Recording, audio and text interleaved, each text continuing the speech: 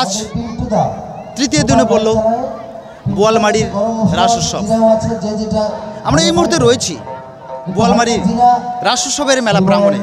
আমাদের সামনে রয়েছে রাসের মূল চক্র। তবে আজ তৃতীয় দিনে পড়লেও আর কদিনে বা এই রাস উৎসব অনুষ্ঠিত হবে।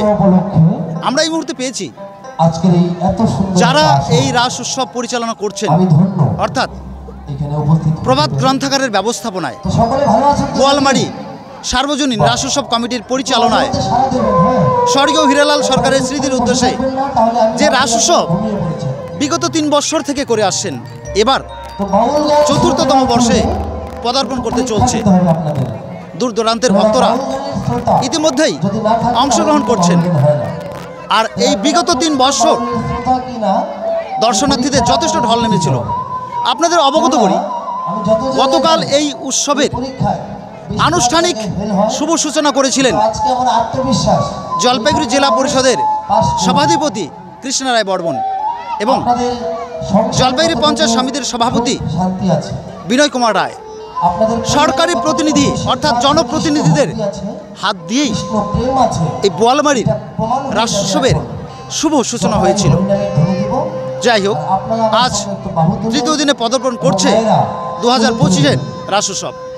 তবে কি কি অনুষ্ঠান রয়েছে আগামী দিনগুলোতে, কি কি অনুষ্ঠান রয়েছে, যারা আমাদের দর্শক বন্ধু যারা সশরীরে এই রাস উৎসবে এসে আনন্দ উপভোগ করছেন, কিংবা যারা আসতে পারছেন না, এখনও বাড়িতেই রয়েছেন বা আসবেন বলে ভাবছেন, আপনাদের উদ্দেশ্যে আমরা এই প্রতিবেদন তৈরি করছি যে আগামী দিনগুলোতে কি কি রয়েছে। এছাড়াও দেশ বিদেশ দূর দূরান্তের যারা মানুষ রয়েছেন, রাসপ্রেমী মানুষ রয়েছেন, কৃষ্ণ ভক্ত যারা মানুষ রয়েছেন, তারা হয়তো আমাদের এই রাসে সশরীরে আসতে পারছেন না। তাদের জন্য আমাদের এই প্রতিবেদন, আমরা প্রতিনিয়তই এই ধরনের প্রতিবেদন তৈরি করব। শুধু যারা আমাদের এই প্রতিবেদন বাইরে থেকে দেখছেন, তাদের এই বোয়ালমারির রাস কিভাবে অনুষ্ঠিত হচ্ছে, কি কি অনুষ্ঠান রয়েছে, আমরা বিস্তারিত আপনাদের আপডেট দিতে থাকব।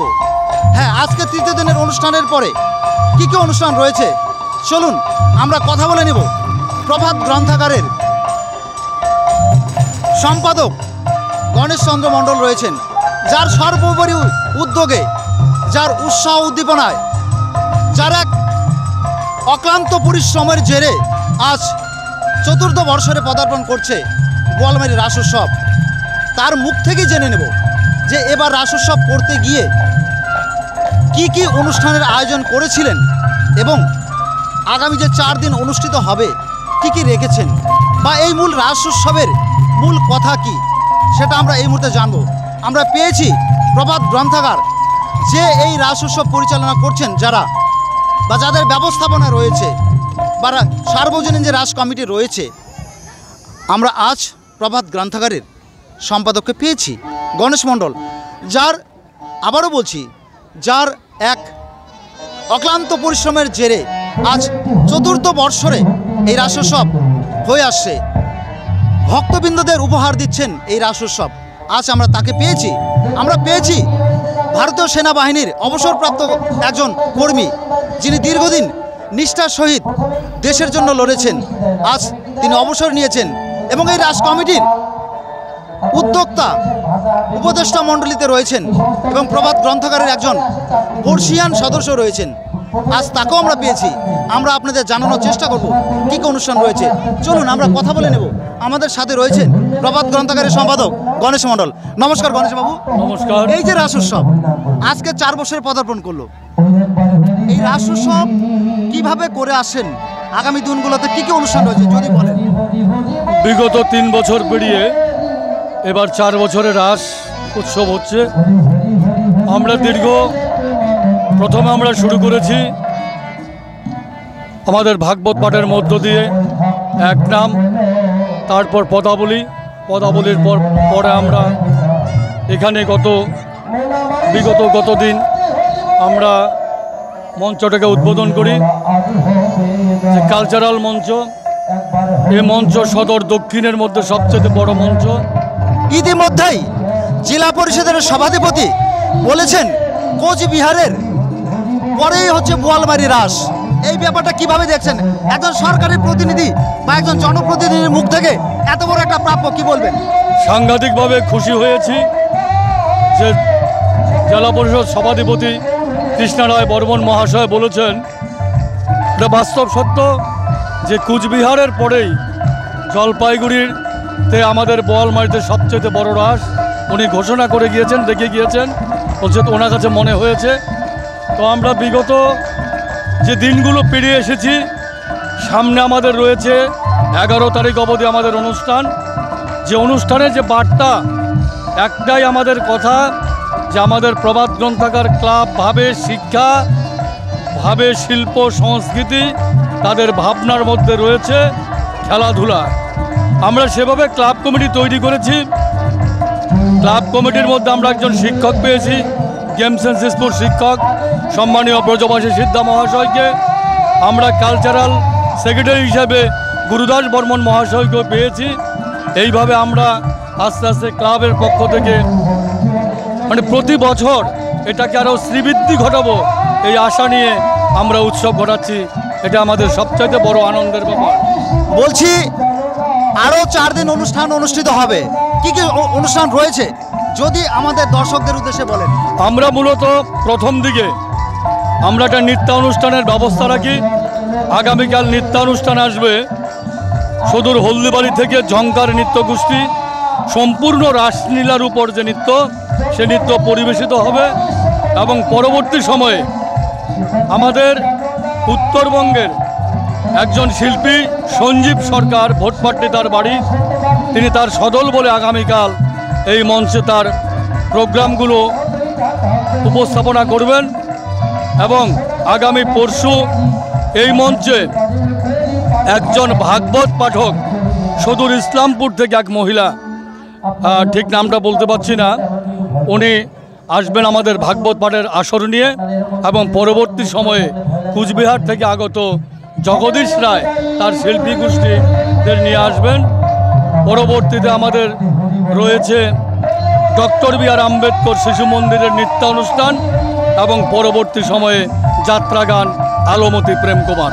মানে একটা প্রাচীন ঐতিহ্য, পূর্ব প্রাচীন যে আলোমতি গান রয়েছে সেটাও কি এই মঞ্চ হবে?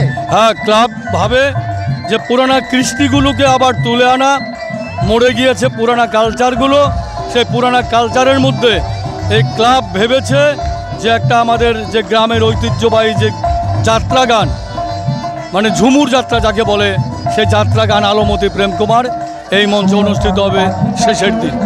বলছি এই একটা ধর্মীয় অনুষ্ঠান, যথেষ্ট দর্শনার্থীদের সমাগম হচ্ছে, ধর্মীয় ভাবাবেগে দর্শনার্থীর উদ্দেশ্যে কি বার্তা থাকছে আগামী দিনে?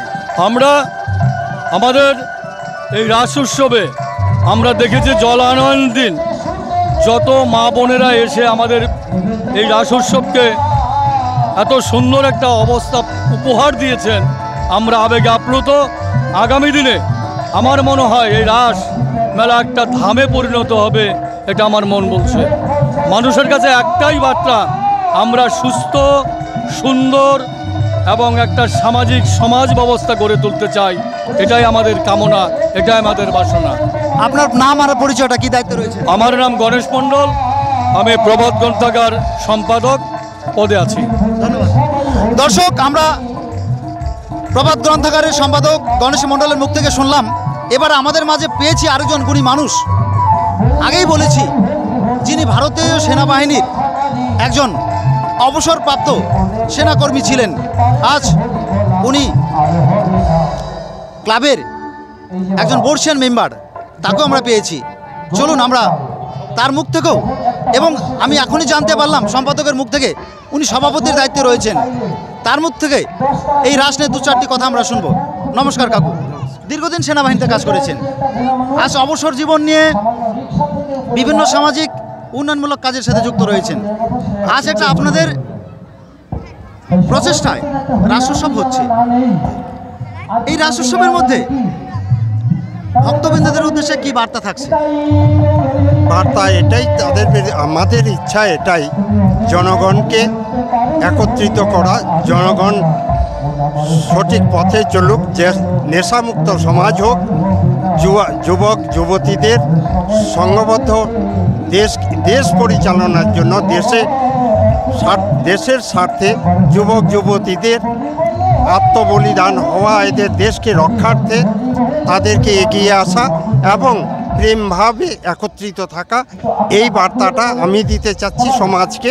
এবং সমাজ নেশামুক্ত হোক, সুস্থ শিক্ষায় এরা শিক্ষায় অগ্রসর করুক, ভালো শিক্ষা পাক, ভালো একজন আদর্শ নাগরিক হোক, এই বার্তাটাই আমি দিতে চাচ্ছি আমার এই সমাজকে।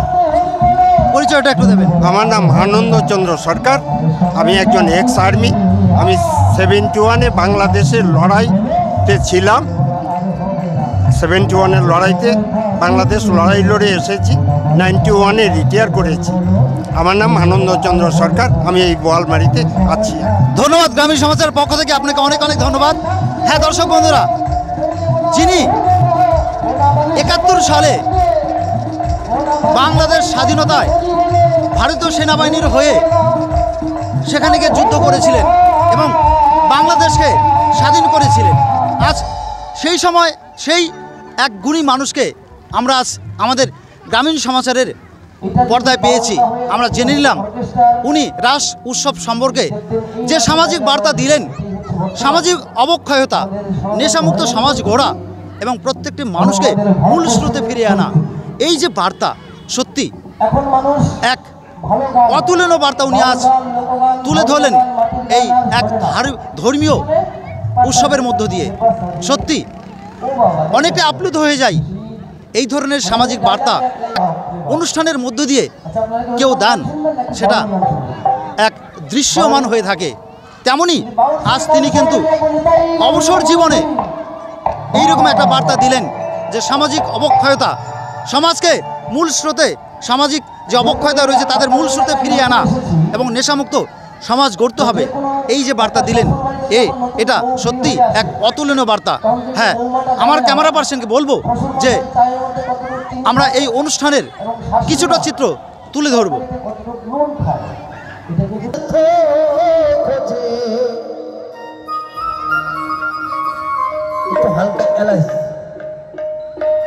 ভালোবেসে স্বার্থ খোঁজে,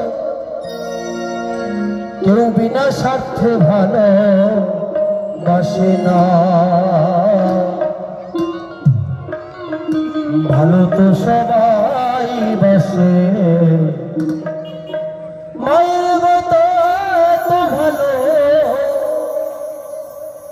কেউ তো বাসে না। বাসে আপনার জগতে যত বন্ধু বান্ধব আত্মীয় স্বজন, তারা আপনাকে কিন্তু ভালোবাসে, কিন্তু